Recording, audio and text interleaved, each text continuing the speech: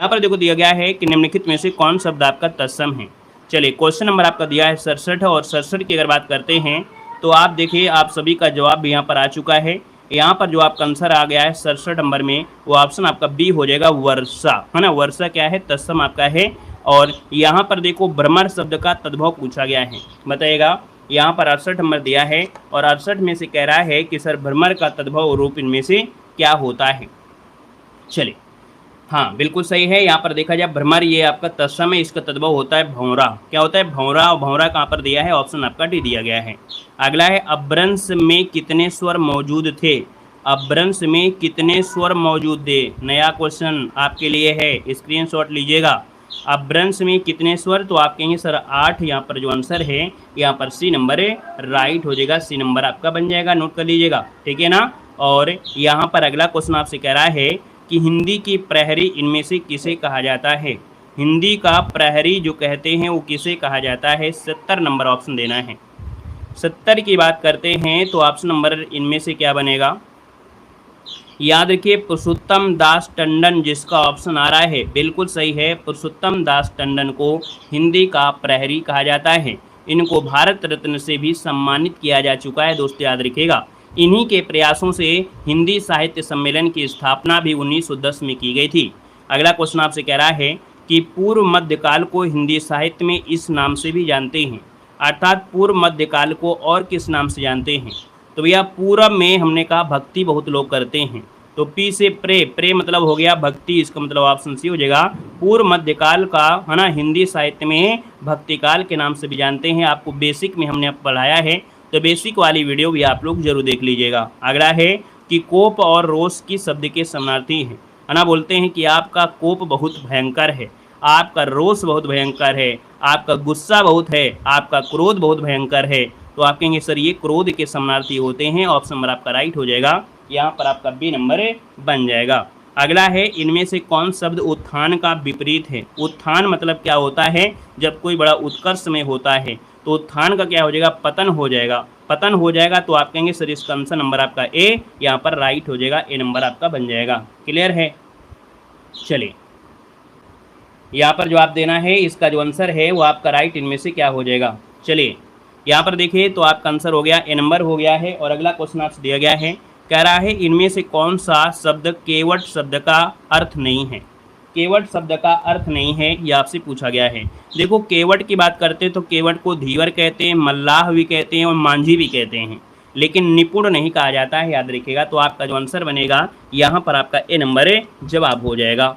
अगला आपसे कह रहा है कि जिसके पास कुछ भी ना हो, जिसके पास कुछ भी ना हो तो उसके पास क्या होती है, आत्मशक्ति होती है। साहस में, है ना, कभी भी यहाँ पर साहस नहीं खोना चाहिए। जिसके पास कुछ भी ना हो उसे कहते हैं अकिंचन कहते हैं, अर्थात तो ऑप्शन नंबर आपका बी हो जाएगा, अकिंचन हो जाएगा। क्लियर है। यहाँ पर अगला क्वेश्चन आपसे पूछा गया है, क्या कह रहा है, कह रहा है यहाँ पर कौन से भैया 74 में क्या दिक्कत है, यहाँ पर नहीं पूछा है ना। तो केवट का अर्थ धीवर है, मल्लाह है, भांजी है, तो निपुण तो नहीं होगा ना ये नंबर। चलिए अगला क्वेश्चन बताएगा। यहाँ पर दिया है निम्न वाक्यों में से एक वाक्य व्याकरण की दृष्टि से शुद्ध है, पहचान करना है। यहाँ पर देखिए आपसे कह रहा है कि भैया व्याकरण की दृष्टि से शुद्ध आपका कौन सा है। राम और सीता वन को गई, ये क्या बन सकता है, आप कहेंगे नहीं, है ना। राम और सीता वन को गए, इसलिए गलत हो गया। युद्ध के कारण लोग बर्बाद हो गए, है ना, यही आंसर आपका बी नंबर है। उसने धीमे स्वर में बताया, कहा शब्द होता है। उसने कुछ देर से उत्तर दी, ये भी गलत है, ऑप्शन बी हो जाएगा। अगला है संगम शब्द में किस तरह की अशुद्धि आपको मिली है। देखो संगम जो लिखा जाता है वो कुछ इस प्रकार से लिखते हैं कि नहीं लिखते हैं, लिखते हैं। तो ये जो आपकी चांद की बिंदी है होना चाहिए अंक की बिंदी, तो इसका मतलब ये है अनुनासिक। कैसा है, तो ये अनुनासिक संबंधी अशुद्धि है, और जिसको ऑप्शन आ रहा है बिल्कुल सही आ रहा है।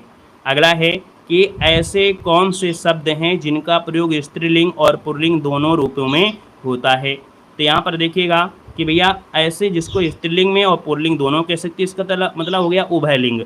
तो भैया उभयलिंग हो गया। उभयलिंग में जैसे आपका प्रधानमंत्री है और आपके राष्ट्रपति हैं, ये उभयलिंग में होंगे। इनको जैसे अगर स्त्री है तो स्त्री के हिसाब से, पुरुष है तो पुरुष के हिसाब से, बाकी वैसे देखा जाए तो यहाँ पर क्या है, इनको दोनों में कर सकते हैं, इसलिए इसको उभयलिंग कहा जाता है।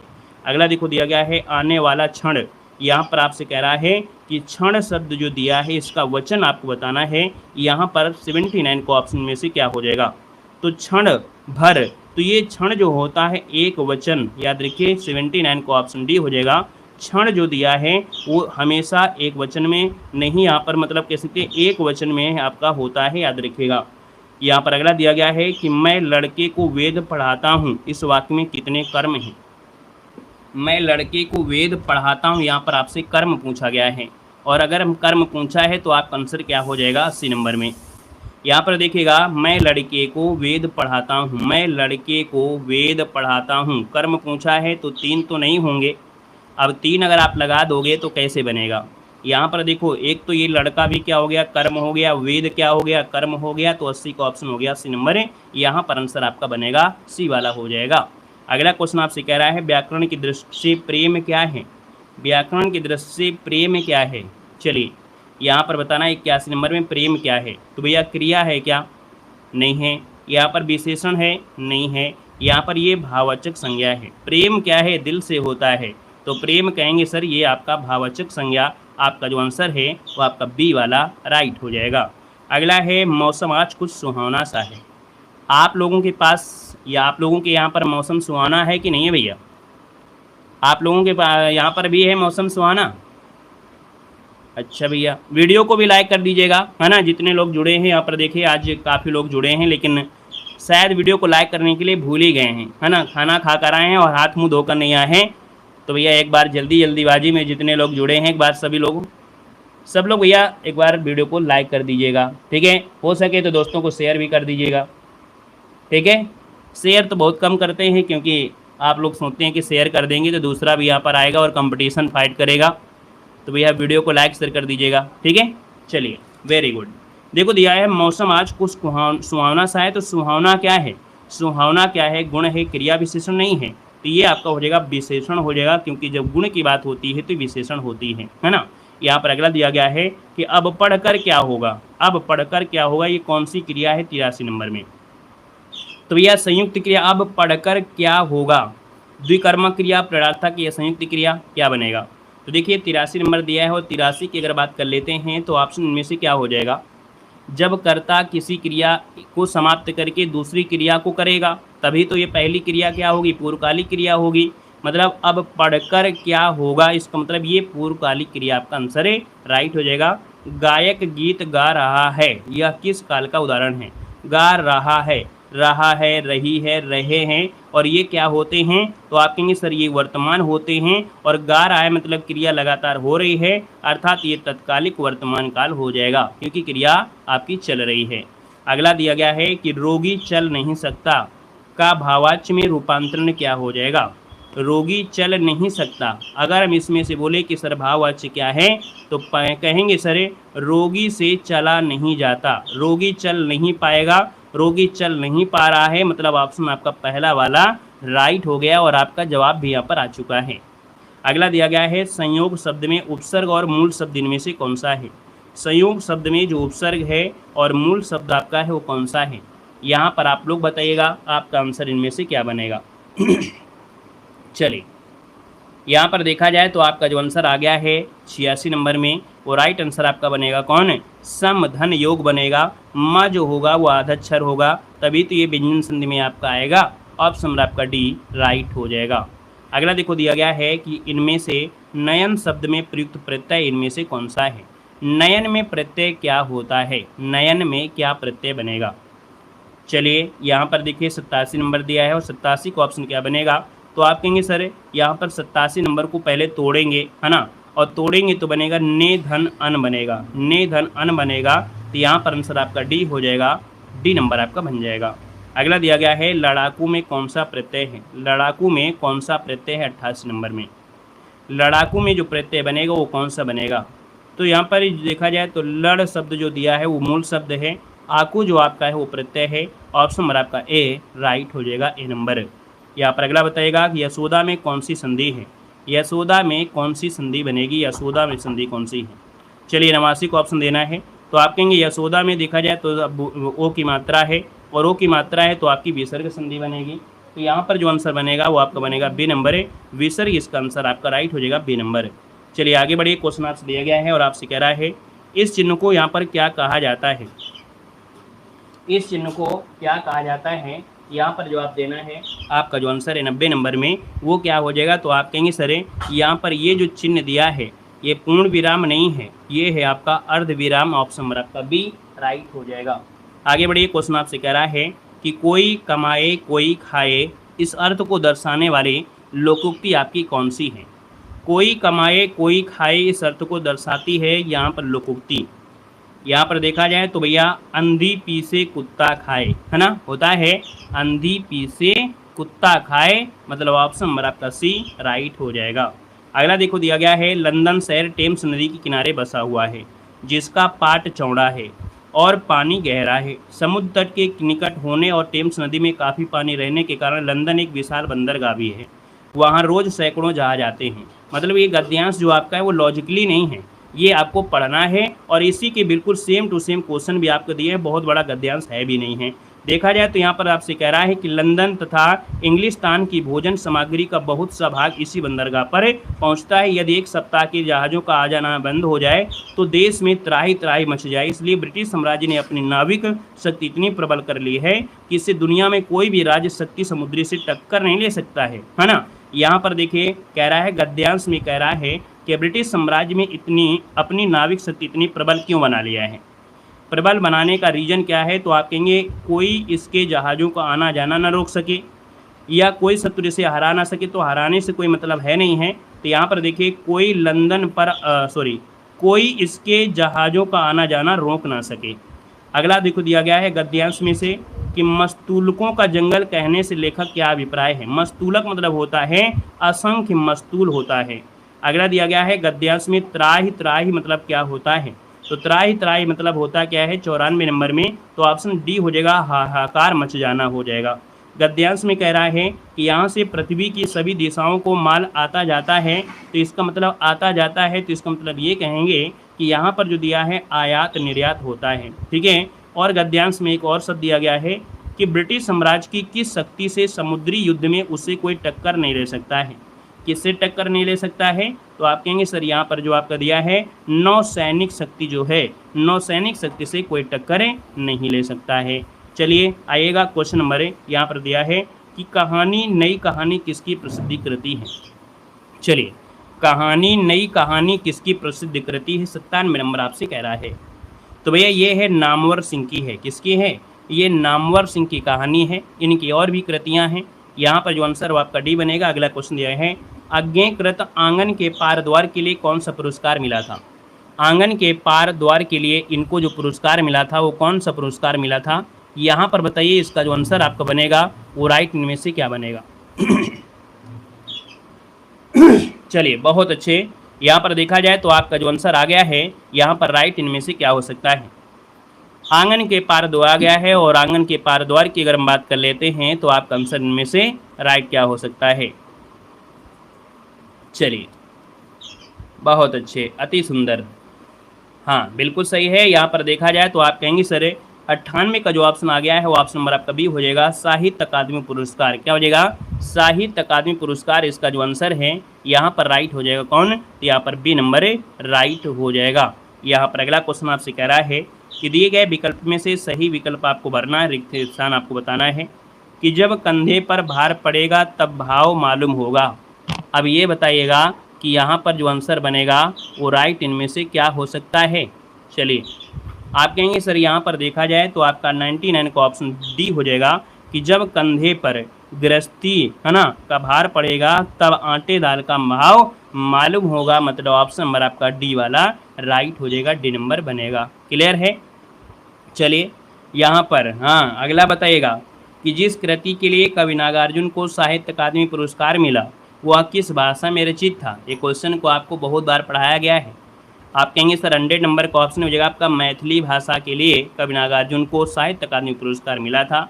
ऑप्शन नंबर आपका बनेगा ए नंबर, इसका राइट हो जाएगा, ए नंबर आपका बन जाएगा। ठीक है ना? बाबा के नाम से जाना जाता है कवि नागार्जुन को। ठीक है, बाबा के नाम से प्रसिद्ध कवि नागार्जुन का वास्तविक नाम पूछे तो वैद्यनाथ मिश्र। क्या था? वैद्यनाथ मिश्र। ये भी क्वेश्चन आपका पूछा जा चुका है। अगला दिया गया है कथा सम्राट प्रेमचंद का वास्तविक नाम क्या है? कथा सम्राट यहाँ पर पूछा गया है, प्रेमचंद का जो वास्तविक नाम है इनमें से क्या बनेगा? यहाँ पर देखा जाए तो आप कहेंगे सर इन्हें धनपत राय के नाम से जाना जाता है। क्या बोला जाता है? धनपत राय। ये हिंदी और उर्दू के ये आपके प्रख्यात लेखक आपके रहे हैं, याद रखिएगा, है ना। इन्होंने कलम का सिपाही और कलम का जादूगर इत्यादि नामों से इनको संबोधित भी किया गया है। अगला दिया गया है कि इनमें से किसने भारत पत्र का संपादन किया है? कौन सा? भारत एक पत्र है और इसका जो संपादन किया है वो किसने किया है? तो आपके याद रखिए 102 का ऑप्शन बनेगा यहाँ पर नंद दुलारे वाजपेयी। नंद दुलारे वाजपेयी ने भारत नामक पत्र का संपादन किया है। अगला क्वेश्चन आपसे कह रहा है कि गवेषणा पत्रिका कहाँ से प्रकाशित होती है? चलिए यहाँ पर दिया है गवेषणा पत्रिका कहाँ से प्रकाशित होती है। गवेषणा पत्रिका ये आपके आगरा से, जो कि केंद्रीय हिंदी संस्थान कहाँ पर है? आगरा में है। वहाँ से गवेषणा पत्रिका प्रकाशित होती है। ऑप्शन नंबर आपका राइट हो जाएगा, ए नंबर है यहाँ पर राइट हो जाएगा। और पहला अंक जो आपका प्रकाशित हुआ था वो 1963 में इसका पहला अंक प्रकाशित हुआ था। अगला दिया गया है कि विश्व हिंदी सचिवालय कहाँ पर है? विश्व हिंदी सचिवालय कहाँ पर है? 104 नंबर आपसे कह रहा है। तो आप कहेंगे सर 104 नंबर का जो ऑप्शन है वो आपका डी हो जाएगा, मॉरिशस में है। कहाँ पर है? तो विश्व हिंदी सचिवालय कहाँ पर है? आपकी मॉरिशस में है। ऑप्शन नंबर आपका डी यहाँ पर राइट हो जाएगा। और अगला क्वेश्चन आपसे कह रहा है कि महर्षि वाल्मीकि का जो आश्रम है वो आपके स्थापित है, आपके कहाँ पर स्थापित है? चलिए जीके में क्वेश्चन तो गलत होना नहीं चाहिएगा, है ना। बाकी हिंदी तो आप लोग यहाँ पर शहंशाह हैं, है ना। तो यहाँ पर देखो महर्षि वाल्मीकि का जो आश्रम है वो आपके कहाँ पर है? तो आप कहेंगे सर ये बिठूर में है। कहाँ पर है? बिठूर। इसका ऑप्शन नंबर आपका बी राइट हो जाएगा। अगला उत्तर प्रदेश का सबसे बड़ा वन्यजीव विहार कौन सा है? उत्तर प्रदेश का सबसे बड़ा वन्यजीव विहार पूछा गया है। और ये जो आपका है याद रखिएगा हस्तिनापुर वन्यजीव विहार जो आपका है ये सबसे बड़ा है। चंद्रप्रभा पूछे तो सबसे पुराना है, सबसे पुराना पूछे तो सबसे पुराना चंद्रप्रभा वन्यजीव अभ्यारण्य है, जो कि आपके चंदौली में है, 1957 में बना था। अगला दिया गया है उत्तर प्रदेश में आंवले का सर्वाधिक उत्पादन करने वाला जो जिला है वो आपका कौन सा है? आंवले का सर्वाधिक उत्पादन जब होता है ये कहाँ पर होता है ये आपको बताना है। आंवले का सर्वाधिक उत्पादन 107 नंबर में, तो देखिए ये ऑप्शन नंबर आपका बी है, प्रतापगढ़ है जो पर आंवले का सर्वाधिक उत्पादन होता है ना। ऑप्शन नंबर आपका बी बनेगा। अगला दिया गया है कि निम्नलिखित लोक नृत्यों में से कौन उत्तर प्रदेश के बुंदेलखंड क्षेत्र का लोक नृत्य नहीं है? बुंदेलखंड क्षेत्र का एक लोक नृत्य नहीं है 108 नंबर में। तो देखो यहाँ पर रावला है, बढ़ैया है, राई है। अब आप कहेंगे डांडिया, तो आप तुक्का भी मार सकते थे। आप कहेंगे सर जो आपका डांडिया नृत्य है तो ये तो गुजरात में होता है, मतलब ऑप्शन नंबर आपका बी वाला राइट हो जाएगा, है ना। अगला क्वेश्चन यहाँ पर दिया गया है उत्तर मध्य क्षेत्र सांस्कृतिक केंद्र आपके कहाँ पर है? तो जब मध्य लगा दिया जाए, है ना, उत्तर मध्य रेलवे हो गया, जैसे उत्तर मध्य क्षेत्र सांस्कृतिक हो गया, तो जब मध्य लगा देता है तब आंसर क्या होता है? तो आप कहेंगे सर मध्य लगाने से आंसर आपका प्रयागराज, अर्थात जो ऑप्शन नंबर आपका बी दिया है वो जवाब आपका राइट हो जाएगा। गलती नहीं करिएगा, जब भी अभी मध्य लगा दे तो आपको हमेशा प्रयागराज बताना है।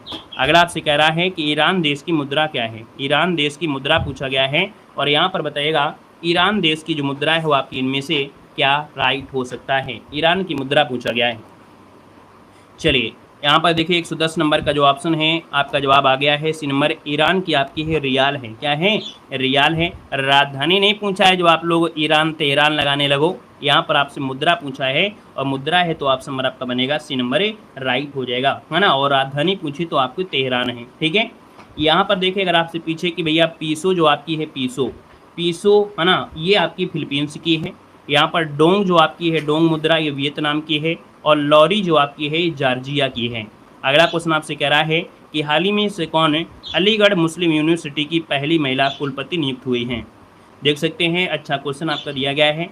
यहाँ पर 111 नंबर की बात करते हैं तो ये हैं आपके नईमा खातून। क्या नाम है? नईमा खातून है। देखा जाए तो आपके अलीगढ़ यूनिवर्सिटी की पहली महिला कुलपति नियुक्त की गई हैं, है ना। और यहाँ पर जो आंसर आपका आ गया है सी नंबर बनेगा। अगला क्वेश्चन बताइएगा कि कौन सा बैंक IIBX अर्थात इंडिया इंटरनेशनल बुलियन एक्सचेंज का ट्रेडिंग कम क्लियरिंग सदस्य अर्थात TCM बनने वाला पहला बैंक बन गया है? ये बैंक आपका है भारतीय स्टेट बैंक है। ऑप्शन नंबर आपका बी हो जाएगा, भारतीय स्टेट बैंक इसका आंसर है राइट हो जाएगा। नेक्स्ट क्वेश्चन आपसे कह रहा है कि मई 2024 में रामचरितमानस पंचतंत्र और सहृदय लोकन को यूनेस्को के memory of the world Asia Pacific regional register में शामिल किया गया है। पुस्तक सहृदय लोकन के लेखक का नाम पूछा गया है। भाई लेखक का नाम है तो ये है आपके पंडित आचार्य आनंदवर्धन। ऑप्शन नंबर आपका सी राइट हो जाएगा। नेक्स्ट क्वेश्चन कह रहा है कि अप्रैल 2024 में किस देश में पहली बार रेडियो, है ना, हिंदी रेडियो का प्रसारण हुआ था, ये आपको बताना है। बताइएगा अप्रैल 2024 में किस देश में पहली बार हिंदी रेडियो का प्रसारण हुआ है, यहाँ पर बताना है। इसका आंसर क्या हो जाएगा, चलिए यहाँ पर बताना है। हाँ देखिए 114 नंबर में यहाँ पर देखिए कुवैत है। कुवैत आप लोग नाम सुना होगा, याद रखिएगा। कुवैत में पहली बार हिंदी रेडियो का प्रसारण शुरू हुआ है। इसका आंसर जो आपका बनेगा वो आपका ए नंबर है, राइट हो जाएगा दोस्तों, याद रखिएगा, ठीक है ना। आपने एक रेडियो एफएम पढ़ा होगा, रेडियो एफएम 93.3 है और यहाँ पर 96.3 एफएम है ना, तो ये आंसर आपका बनेगा ए नंबर है। अगला दिया गया है कि अप्रैल 2024 में जारी पहले विश्व साइबर क्राइम इंडेक्स 2024 में से भारत किस स्थान पर आपका रहा है। चलिए यहाँ पर बताना है, आपका जो आंसर बनेगा यहाँ पर राइट क्या हो जाएगा।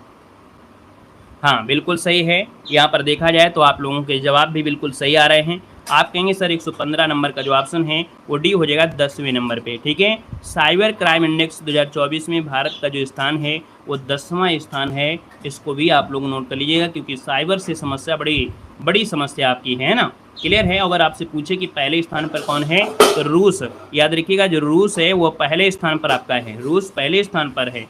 और अगर दूसरा स्थान पूछ लिया जाए तब क्या होगा, दूसरा स्थान आपका है यूक्रेन का है, क्या है, यूक्रेन का है दूसरा स्थान आपका है।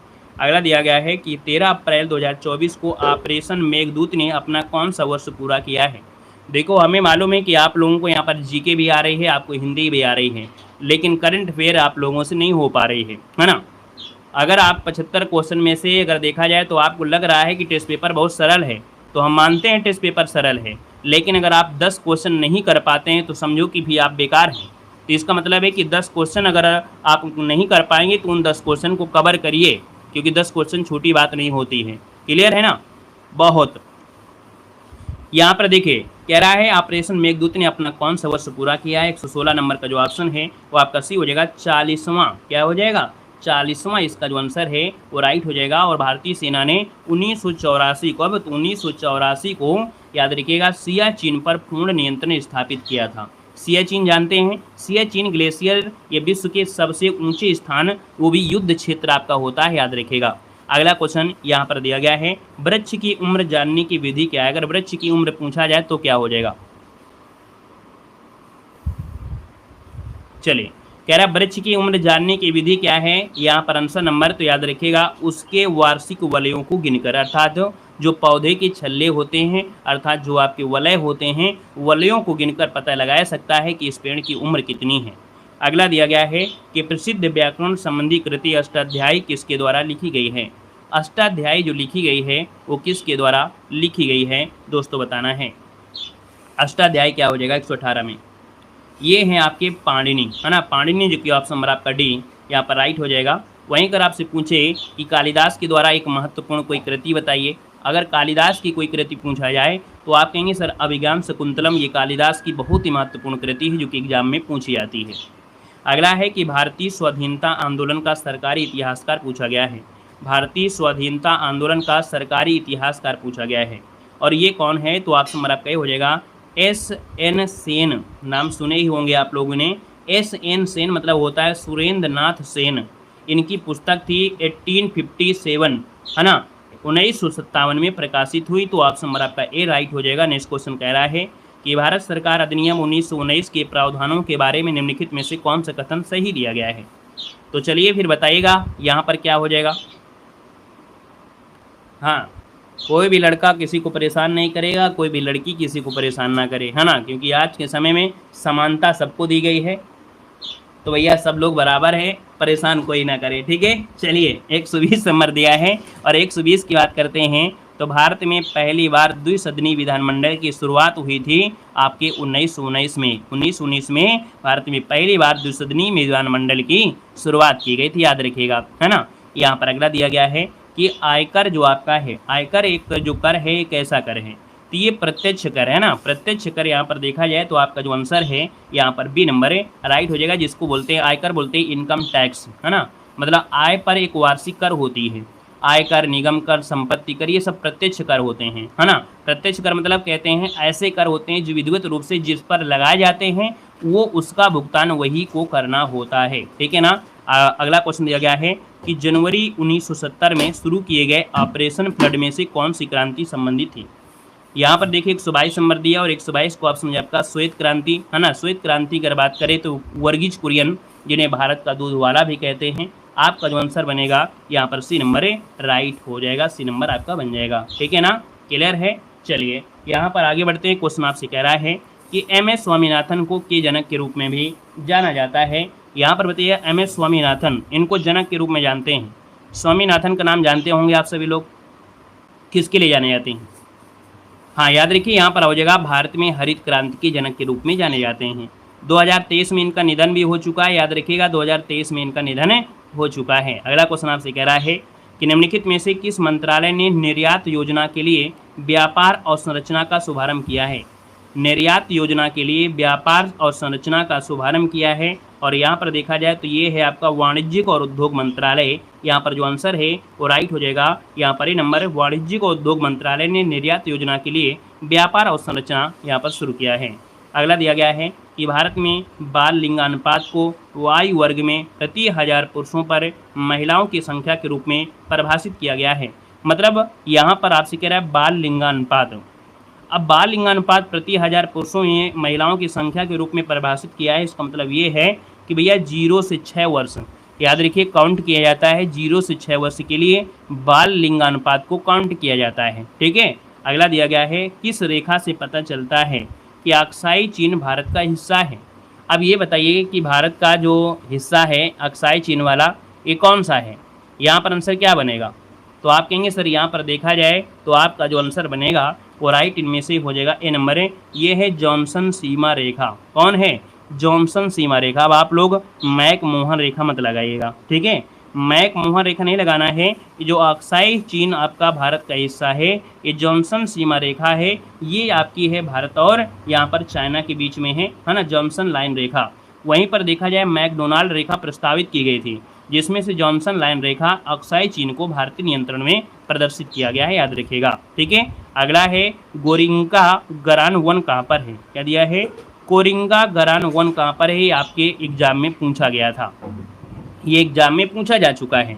अब आप बताइएगा कि कोरिंगा गरान जो आपका वन है ये कहाँ मिलेगा, तो आपके आंध्र प्रदेश में है। कहाँ पर है? आपके आंध्र प्रदेश। इसका जो राइट आंसर बनेगा वो आपका ए नंबर यहाँ पर जिसका आ रहा है बिल्कुल सही जवाब इनमें से हो जाएगा। दलदली क्षेत्र में पाए जाने वाले को कहते हैं गरान वन। क्या ये जो गरान वन है, गरान वन होते हैं जो दलदल क्षेत्र में पाए जाते हैं, उस वन को कहते हैं गरान कहते हैं, है ना। और यहाँ पर इनको मैग्रो वन भी कहा जाता है, याद रखिएगा। ठीक है। अगला क्वेश्चन यहाँ पर दिया गया है और आपसे कह रहा है ओजोन की सबसे अधिक मात्रा जो मौजूद होती है वो आपकी कहाँ पर होती है। चलिए बताइएगा। यहाँ पर दिया गया है, कह रहा है कि ओजोन की सबसे अधिक मात्रा जो है ये कहाँ पर है, तो आप कहेंगे सर समताप मंडल में, क्योंकि समताप मंडल में ही ओजोन की मात्रा आपको मिलती है। तो आप कहेंगे सर इसका जो आंसर आपका आ गया है वो राइट हो जाएगा, आपका ए नंबर है यहाँ पर बन जाएगा, ए नंबर आपका बन जाएगा। ठीक है ना। और अगर आपसे पूछे कि वायु की सबसे पतली परत कहाँ मिलती है, बताइएगा। वायु की सबसे पतली परत, वायु की सबसे पतली परत, वायु की सबसे पतली परत जो आपको मिलती है वो कौन से मंडल पे मिलती है, बता सकते हैं? बाह्य मंडल बताना है, याद रखिए क्वेश्चन आपका बहुत आईएमपी है कि वायु की सबसे पतली परत जो आपकी मिलती है ये बाह्य मंडल में आपका होता है, याद रखिएगा। ठीक है ना। आप लोग समताप मंडल में तो लगाइएगा कि समताप मंडल में वायुयान चलते हैं तो आपको वहाँ पर कांस्टेंट होता है ना। ये सीटेट में क्वेश्चन पूछा गया था, वायु की सबसे जो पतली परत पाई जाती है वो बहिर्मंडल में आपका पाया जाता है, याद रखिएगा। ठीक है। अगला क्वेश्चन आपसे कह रहा है, हाँ इसका आंसर हो गया है ओजोन वाला। अगला क्वेश्चन दिया गया है निम्नलिखित में से कौन सा संगठन राष्ट्रीय स्वास्थ्य प्रोफाइल रिपोर्ट तैयार करता है। राष्ट्रीय स्वास्थ्य प्रोफाइल रिपोर्ट जो तैयार करता है ये करता है यहाँ पर बी नंबर है केंद्रीय स्वास्थ्य सूचना ब्यूरो। कौन है? केंद्रीय स्वास्थ्य सूचना ब्यूरो जो होता है ये राष्ट्रीय स्वास्थ्य प्रोफाइल रिपोर्ट को तैयार करता है। अगला कह रहा है कि संयुक्त प्रांत का नाम उत्तर प्रदेश के बदलने के बाद इसके प्रथम राज्यपाल कौन बने थे। संयुक्त प्रांत जब आपका था बात कब है, तो 1937 की बात है। अब इसका नाम उत्तर प्रदेश बताया गया, 1950 में बदला गया। तो आप कहेंगे सर इसके प्रथम राज्यपाल जो बने थे वो आपके कौन बने थे। तो ये है आपके मोदी जी, है ना। ये मोदी कौन है? तो आपके फिरोज शाह मोदी आपके हैं। यहाँ पर आंसर नंबर आपका ए राइट हो जाएगा। और अगला क्वेश्चन आपसे कह रहा है कि निम्नलिखित में से किसका उपयोग दूसरी पीढ़ी अर्थात जनरेशन के कंप्यूटर में मुख्य इलेक्ट्रॉनिक्स घटक के रूप में किया गया था। मतलब जो दूसरी पीढ़ी के जो कंप्यूटर थे उसमें मुख्य इलेक्ट्रॉनिक घटक के रूप में जो प्रयोग किया गया था वो प्रयोग किया गया था ट्रांजिस्टर का। किसका? तो ट्रांजिस्टर का प्रयोग किया गया था जो दूसरी पीढ़ी के कंप्यूटर थे। अगला है कि BBM प्लेटफार्म का ही सही विस्तार क्या है? BBM प्लेटफार्म का सही विस्तार क्या है? मतलब फुल फॉर्म आपसे पूछा गया है। तो भैया यहाँ पर हो जाएगा ब्लैकबेरी मैसेंजर। क्या बोलते हैं? ब्लैकबेरी मैसेंजर इसे कहा जाता है। यहाँ पर जो आंसर है यहाँ पर आपका डी हो जाएगा। अगला क्वेश्चन यहाँ पर दिया गया है और आपसे कह रहा है एकजुटता और स्थिरता समझौते पर निम्नलिखित में से किस संगठन द्वारा हस्ताक्षर किए गए थे? तो एकजुटता और स्थिरता समझौते पर किस संगठन द्वारा हस्ताक्षर किया गया? और ये हस्ताक्षर था आपके खाड़ी सहयोग परिषद। क्या है? खाड़ी सहयोग अर्थात जो आपकी गल्फ कंट्रीज हैं, खाड़ी देश हैं, इनमें से सऊदी अरब के अल उला में आयोजित किया गया था 41वें नंबर का खाड़ी सहयोग जो शिखर आपका है। अगला क्वेश्चन आपके सामने है कि हिंदी दिवस कब मनाया जाता है? हिंदी दिवस कब मनाते हैं? यहाँ पर जो आप देना है आंसर क्या हो जाएगा? चलिए, हिंदी दिवस जो मनाते हैं ये कब मनाते हैं भैया, इसका आंसर दीजिएगा। 134 नंबर का जो ऑप्शन है वो राइट हो जाएगा। तो कहेंगे सर 14 सितंबर को मनाते हैं आपका हिंदी दिवस मनाते हैं, याद रखिएगा। ये बताइएगा विश्व हिंदी दिवस कब मनाते हैं? चलिए, विश्व हिंदी दिवस क्या मनाते हैं बता दीजिए, जल्दी से बताइएगा कि विश्व हिंदी दिवस कब मनाते हैं, एक बार कमेंट कर दीजिएगा। विश्व मातृभाषा दिवस कब मनाते हैं ये भी कमेंट कर दीजिएगा। विश्व मातृभाषा दिवस जो मनाते हैं वो कब मनाते हैं, जल्दी जल्दी कमेंट करिए। तीनों क्वेश्चन विश्व मातृभाषा दिवस पूछा गया है। विश्व मातृभाषा दिवस है ना। विश्व हिंदी दिवस तो आपका 10 जनवरी हो गई, ठीक है। यहाँ पर विश्व मातृभाषा दिवस अगर पूछ लिया जाए तो क्या हो जाएगा? तब आप कहेंगे सर 21 फरवरी को मनाते हैं। ये सीटेड एग्जाम में पूछा भी गया था, है ना, विश्व मातृभाषा दिवस। और बहुत ऐसे लोग थे इस क्वेश्चन को गलत करके आ गए थे, है ना। अगला क्वेश्चन यहाँ पर दिया गया है कि जिला स्तर पर पदेन जिला पंजीयक जो होता है वो कौन होता है? क्या जिला स्तर पर जो पदेन जिला पंजीयक होता है, और ये होता है कौन? तो आपका जिला का जो कलेक्टर होता है ना, कलेक्टर साहिबा। तो भैया इसका आंसर आपका भी हो जाएगा, जिला कलेक्टर बनेगा। अगला दिया गया है कि भूमि अधिग्रहण पुनर्वास और पुनर्स्थापना अधिनियम कब 2013 में उचित और पारदर्शिता के अधिकार के प्रावधानों के तहत सार्वजनिक उद्देश्य के लिए किसी विशेष भूमि की आवश्यकता की घोषणा और अनुमोदन पुनर्वास पुनर्स्थापना योजना का जो सारांश है ये प्रकाशित किया जाएगा। और ये जो आपका था वो आपके जिला कलेक्टर के द्वारा प्रकाशित किया जाएगा। ये 2013 जो अधिनियम आया था भूमि अधिग्रहण पुनर्वास पुनर्स्थान में ये कहा गया है, याद रखिएगा, ठीक है। अगला क्वेश्चन यहाँ पर दिया गया है कि इनमें से कौन सा विकल्प सूचना प्रौद्योगिकी अधिनियम 2000 के तहत कंप्यूटर संसाधन की परिभाषा में प्रयुक्त शब्द नहीं है?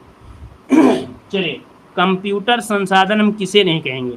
कंप्यूटर संसाधन में डेटा है, कंप्यूटर है, कंप्यूटर नेटवर्क है, लेकिन कंप्यूटर ऑपरेटर जो आपका है ये कंप्यूटर संसाधन की परिभाषा में इसको नहीं प्रयुक्त करेंगे। किसको? कंप्यूटर ऑपरेटर को इसको यूज नहीं करेंगे। अगला दिया है कि ईमेल को जारी किए जाने के स्थान का पता किससे लगता है? अगर कौन सा ईमेल कहाँ से क्या किया गया है, भेजा गया है, तो भैया उसको स्थान का पता करना है, तो फिर कैसे पता कर सकते हैं? तो भैया यहाँ पर दिया साइबर कैफे की दुकान से नहीं, निकटतम पुलिस थाने से नहीं, याद रखिए नेटवर्क सर्विस दाता द्वारा दिया गया जो आपका आईपी एड्रेस है, बोलते ना आईपी एड्रेस आपको ट्रेस करना है। और आईपी एड्रेस अगर ट्रेस कर लेते हैं तो आप कहेंगे सर यहाँ पर जो आंसर बनेगा वो आपका ये नंबर है, राइट हो जाएगा। अगला क्वेश्चन दिया गया है कि भारत एक गणतंत्र है, इसका अर्थ क्या होता है? चलिए, भारत एक गणतंत्र है, इसका अर्थ इनमें से है क्या? चलिए, यहाँ पर आंसर नंबर आपका सी हो जाएगा। भारत में वंशानुगत शासन नहीं है। यहाँ पर भारत में वंशानुगत शासन नहीं है।